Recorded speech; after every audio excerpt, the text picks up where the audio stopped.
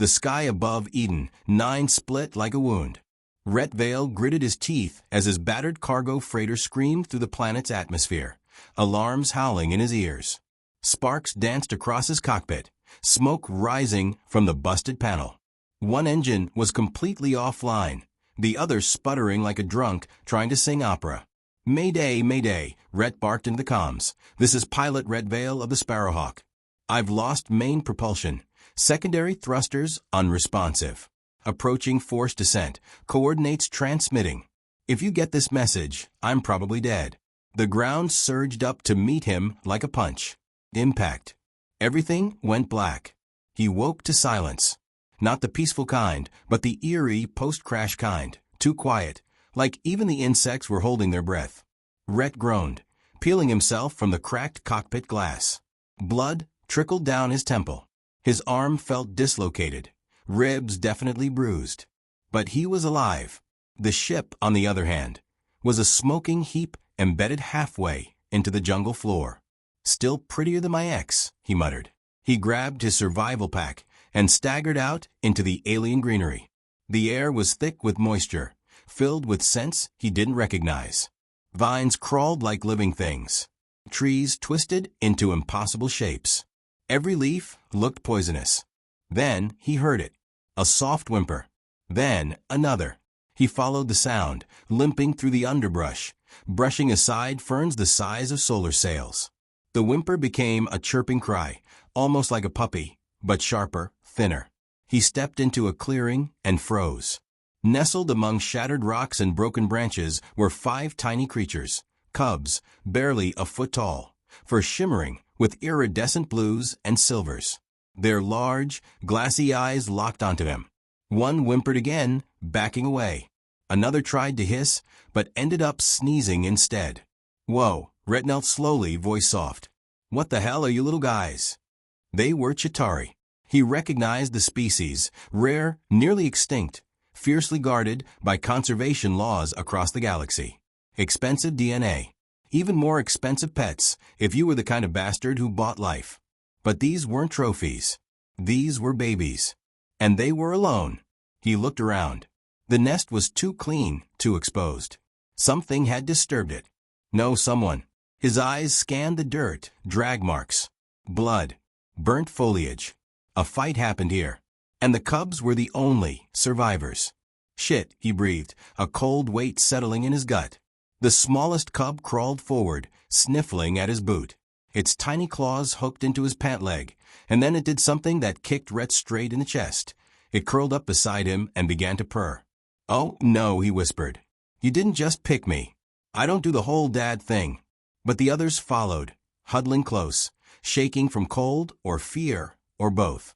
He pulled the thermal blanket from his pack and wrapped it around them. They practically vanished beneath it, eyes blinking up at him like he was some kind of miracle. "Damn it," he sighed and activated his emergency comms. Static. He adjusted the frequency, climbed halfway up a broken tree, and finally caught a signal. "This is Rhett Vale. I've survived a crash on Eden 9, unknown region. I've found survivors, Chitauri cubs. Their caretakers are dead. Possible foul play. Request immediate evac and protection unit. Over." No response. He repeated it, marked his coordinates, and sent a ping. When he climbed down, he noticed the cubs were now completely asleep, piled around the base of the tree where he'd left his jacket. One of them was snoring. Loudly. He allowed himself a small smile. But that moment didn't last. Just beyond the trees, maybe 100 meters out, a red light blinked once then vanished. Rhett froze. A recon drone, which meant whoever killed the caretakers was still nearby and watching. His jaw tightened. These cubs weren't just lost. They were being hunted. He slung his pack over one shoulder, checked the sidearm strapped to his thigh, and looked back at the sleeping pile of fuzz. "They picked the wrong guy to follow," he muttered. Then he turned and vanished into the jungle, the cubs quietly cradled in his arms, as the forest held its breath. The jungle wasn't silent anymore. It whispered now, leaves rustling, branches creaking, the kind of background noise that told Rhett he was being watched. Not by animals. No, this was colder. Calculated. the kind of stillness that follows a trigger being pulled. He moved carefully, cubs wrapped tight in the thermal blanket strapped across his chest. Their tiny heads poked out like curious kittens. They didn't make a sound. Somehow they knew. Rhett reached the edge of a slope and saw it, the clearing. Scorched earth, burnt soil, plasma scoring on the trees. No animals, no birds, just silence and death. The camp had once been peaceful. He could tell. Semi-organic shelters, crafted from woven leaves and bio-thread. Tools scattered mid-task. Cooking station still half-loaded with rations. Someone had been preparing a meal. Now, the meal rotted under a blackened sky. Then he saw the first body. She was slumped beside the fire pit, eyes open, unmoving. An alien, tall, horned, with delicate fingers still clutching a shattered medpack. A Chitauri caretaker. Her throat was seared open. No signs of a struggle. She never stood a chance. Rhett swallowed hard. The cubs whimpered softly. One reached toward the fallen woman. "She's not getting up, little one," Rhett said gently. "I'm sorry." He found 3 more. All dead. 2 shot in the back. 1 burned beyond recognition. Body fused with part of the shelter frame. But it was the last one that broke something inside him. A male older, maybe the group leader, had died on his knees, arms outstretched. Protecting something. No, someone. Rhett moved the collapsed foliage and found it, a small protective pod, cracked open. It had held the cubs. The old Chitauri had used his body to shield them when the mercs came. Rhett sat there a long while. The cubs curled against his chest. His face was unreadable, but his eyes were screaming. He stood up, jaw locked tight. No more running. He took the shovel from the half-built garden, dug 5 shallow graves, and laid each body in with care. He didn't speak. Words wouldn't do it justice. But in his head, he made a promise. They came here for profit. They'd leave in pieces. As he covered the last grave, a soft mechanical were cut through the air. He didn't hesitate. Rhett dove to the side, just as a recon drone zipped into view, scanning the clearing with a red targeting eye. It hovered, fast and silent, the merc's eyes in the sky. Too bad for them. Rhett was done hiding. He rolled behind a fallen log, drew his sidearm, and fired 3 times, center mass. The drone twitched, zipping upward, only for a hunting knife to flash through the air and slam dead center into its main rotor. The drone dropped like a stone, crashing into the dirt with a shriek of sparks and twisted metal. Rhett approached it, breathing hard. The cubs peeked over his shoulder, wide-eyed. He crouched beside the drone, yanked his knife free, and shoved the barrel of his gun into its camera. "Send that footage home," he growled, then pulled the trigger. Pop. The screen went dark. The cubs didn't move, didn't make a sound. They just stared at him, small, trembling, covered in alien fur, and watching. Rhett knelt down, met their eyes. "I'm not a hero," he said quietly. "I've killed people for money. I've left friends behind. I've made mistakes that don't go away." One of the cubs blinked slowly. Another licked his chin. He sighed. "But no one's touching you again. That much I swear." High above the jungle canopy, a second drone turned and flew off, undetected. It streamed the footage back to its handler. Somewhere, far away, in a cold marble office, a man in a suit watched Rhett Vale bury alien dead and kill a drone with stone-cold precision. He leaned back in his chair and whispered to the aide beside him, "Send in the others. This human's a problem." The jungle ignited at sunset. Not with fire, not yet, but with tension. The kind you feel deep in your bones. The kind that silences birds, stills insects, and makes predators crouch a little lower in the brush. Rhett Vale stood at the center of it all. Shirt half-torn, sidearm reloaded, combat knife strapped to his thigh. He had blood on his face, but none of it was his. The cubs were hidden in a hollowed-out tree behind him, snug in a makeshift nest of cloth and moss. One had tried to follow him. Rhett gently pushed it back. "Not tonight," he whispered. "Tonight's gonna get ugly." They came just after dark. 5 of them, moving like they'd done this before. Not amateurs. Not grunts. Professionals. Black-clad mercenaries with heat vision visors, silenced rifles. and that cocky walk of people who had never lost a fight they didn't start. They entered the jungle clearing where Rhett had buried the caretakers. One of them kicked a grave marker over. Rhett saw red. From the trees above, he watched, waited, calculated. The lead merc spoke into his comms, voice filtered through a helmet modulator. Target confirmed. Humans still nearby. Scanners show life signs. 5 juvenile Chitauri. Orders. A pause.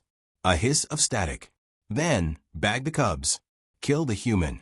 Bad call. Rhett struck like a ghost. The first merc didn't even scream, just vanished into the dark, throat sliced, rifle clattering to the forest floor. The second spun, too slow. Rhett's boot caught him in the chest, sent him sprawling. One shot. Headshot. Quiet. The third fired wild into the trees, panic spreading like fire. His shots found only leaves, until Rhett dropped behind him, wrapped an arm around his neck, and silenced him with a twist. The last 2 ran. They made it 50 meters. Rhett walked out of the jungle 15 minutes later, covered in blood, breathing like a storm held back by skin. One merc still lived, barely. Kneeling, hands bound, face bruised. Rhett had left him that way on purpose. The cubs peeked out from their hiding spot. Their eyes locked on Rhett as he dragged the survivor into the clearing. Rhett didn't shout. He didn't scream. His voice was ice, calm and brutal. "I gave you a chance," he said. "I could have killed you all back at the crash site. I thought maybe you didn't know what you were doing." He leaned down, grabbed the merc by the chin. "But you knew. You desecrated graves. You hunted children. You brought war to a place that wanted peace." The merc coughed. You're just one man." Rhett smiled. "No, I'm the wrong man." He activated the merc's helmet cam, aimed it straight at his own face, and hit the record button. "This message is for whoever sent them," Rhett said coldly. "You're watching this. Good. Watch closely." He stepped aside so the cam could see the Chitauri cubs huddled behind him. "They're under my protection now. You come for them again, and I won't just kill the team you send. I'll hunt you. I will find every outpost, every lab, every coward hiding behind a corporate desk, and I will burn it all down." He tossed the cam at the merc's chest. "Let them see what fear looks like." Then he walked away, not even looking back. The jungle swallowed him whole. That night, the sky over Eden 9 did catch fire. Not from a sunrise, but from the burning wreckage of a stealth dropship Rhett sabotaged before the mercs even hit the ground. He watched it crash from a high ridge, arms crossed, cubs curled against his feet. One of them, the smallest, the one who'd licked his chin back on the first day, chirped softly and curled into his side. Rhett looked down. "You don't know what kind of storm's coming," he murmured. "But I promise you this. I'll be the thunder they never expected." Far across the stars, in a conference room filled with men who thought profit outweighed morality, the footage played on a holoscreen. They watched Rhett Vale's blood-streaked face. They heard his threat. They saw the cubs behind him, safe, defiant. The CEO of Virex Corp leaned back in his chair and muttered, "He's a liability." The head of security cleared his throat. "He's a symbol." The room fell silent. Then the CEO spoke again, softly. "Then we'll erase him, and make sure no one ever remembers the day a human dared to stand alone." But they would remember. Oh, yes, they would remember. The galaxy didn't hear Rhett Vale's voice. It felt it. It started as a data leak, a rogue transmission bouncing off pirate satellites and smuggler beacons in the Outer Rim. Virex Corp had tried to scrub it, of course. They hired slicers, bots, and even black site AI to erase every copy. But it was already too late. Somewhere in the shadows of the net, a hacker with a conscience had taken Rhett's helmet cam recording and turned it into something more. They titled it, "One Human, 5 Cubs, and a War You Can't Buy Your Way Out of." And then they hit upload.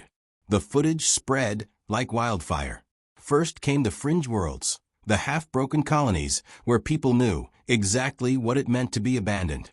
They saw Rhett, bloodied and growling, standing over alien cubs like a mother bear with a plasma gun. They watched him drag a mercenary into view and speak into the camera like the whole universe had personally offended him. Then came the inner systems, the polished corporate-funded planets that claimed moral high ground but hid skeletons in boardrooms. There, the footage stung. Because it wasn't just a human killing mercs. It was a human protecting something. On a commuter tram in Orion Prime, a child pointed at the holoscreen wide-eyed. "Mom, is that man scary or good?" The mother didn't know how to answer. On a prison asteroid in Sector 9, an ex-mercenary watched the clip on loop, knuckles white. "He warned them," he muttered. And they didn't listen. On a Chitauri sanctuary moon, elders gathered in silence, watching the recording over and over. One of them, old, frail, blind in one eye, reached out and whispered, "Human fire. We have seen this before." Rhett didn't know any of this. He was too busy preparing for hell. The cubs had grown a little, stronger, more alert. They followed Rhett now not just because he protected them, but because they believed in him. Something ancient stirred in their bones, something tribal. Rhett didn't know it yet, but the Chitauri had once revered warriors who burned for the innocent. They hadn't seen that fire in centuries. Until now. He sat near a rocky outcrop, scanning the sky with stolen gear. The stars shimmered above Eden 9, hiding the vultures that circled ever closer. A blinking red light on the holopad told him what he'd feared, a bounty. Official. Circulated by Virex Corp. Target, Rhett Vale. Wanted for interference with galactic corporate operations. Threat level, critical. Alive, 10,000 credits. Dead, 50,000. He laughed bitterly. More if I'm dead, huh? Figures. He tossed the holopad aside and returned to fixing a motion sensor trap. Behind him, one of the cubs padded forward, carrying a small vine-wrapped object in its mouth. It dropped it at Rhett's feet and looked up. It was a carved stone, roughly shaped like him, holding a stick in one hand and surrounded by smaller figures. Rhett stared at it. "You made this." The cub blinked, nodded once. He looked at the others. They watched, silent, reverent. "You're remembering," he whispered. "You're making stories." A long pause. Then, softly, "You're turning me into a myth." The next morning, a mercenary convoy entered Eden 9. Heavily armed. Full armored escort. Dropships with anti-personnel turrets. No more playing around. They expected resistance. They didn't expect him. Traps activated before the boots even hit the ground. Spike pits. Sonic disruptors. Flashbang moss bombs that blinded entire squads. Every inch of jungle became a battlefield, and Rhett used it like a scalpel. One merc, stunned, caught a glimpse of him through thermal. A blur of heat, moving like an animal, blade in hand, covered in mud and war paint. "He's hunting us," the merc whispered before being pulled into the trees. Virex received the mission report 12 hours later. It was one line long. "Do not send more men. You're feeding him." And somewhere aboard a neutral station called Drift Point Delta, the footage played again. But this time, it wasn't a pirate broadcast. It was news. Human pilot becomes symbol of resistance after shielding endangered alien young from corporate extermination. Is this the spark of a new anti-corporate movement? Galactic Pulse News. Interviews followed. Debates exploded. Hashtags in 3 different languages. Some called Rhett a war criminal. Others a protector. But no one ignored him. Because, for the first time in a long time, the galaxy had a story worth listening to. A lone human, a handful of alien cubs, and the fire that refused to die. They didn't come with stealth this time. No shadows. No whispers. No surgical strike. They came with war. For ships cut through Eden 9's atmosphere like blades, their hulls glowing with reentry heat. Dropships deployed mid-air, fanning out across the jungle like mechanical wasps. Virex Corp wasn't taking any more chances. This wasn't a cleanup crew. It was a purge. Rhett Vale watched from a ridge as the sky turned to fire. Beside him, the cubs clung low, wide-eyed, ears pinned. One growled softly. They weren't afraid anymore. They were angry. Rhett crouched, adjusted his earpiece, and spoke into the mic. "Hope you're ready." The party started. A second voice crackled to life, smooth, sly, with a rebel twang. "Rhett, darling, you owe me a drink for dragging me into this mess." Rhett grinned. "I'll buy you a damn bar if we survive."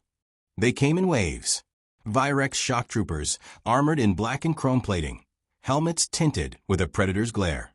Their boots crushed Eden 9's roots like they meant to erase every trace of life here. They moved in squads. Drones in the sky, scanners in the dirt, gas grenades, sonic cutters, plasma saws.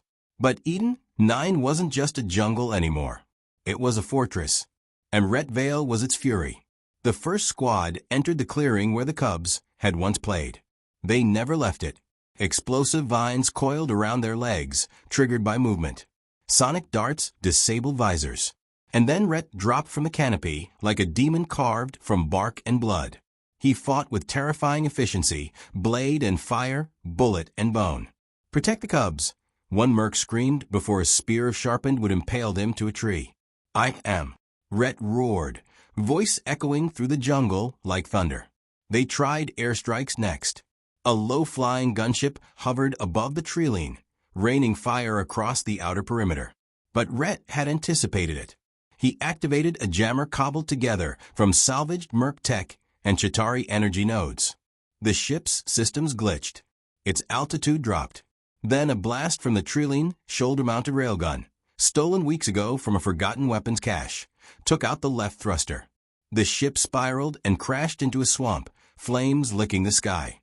Rhett exhaled slowly, slung the railgun over his back, and turned as another voice hit his comms. "Vale, this is Commander Eli of the Chitauri Guard. Your signal reached us. The elders have voted. We're coming in hot." Rhett blinked. "You sure?" he said, almost surprised. "You're breaking your neutrality pact." The Chitauri commander replied, without pause. "We're not neutral when someone spills our children's blood."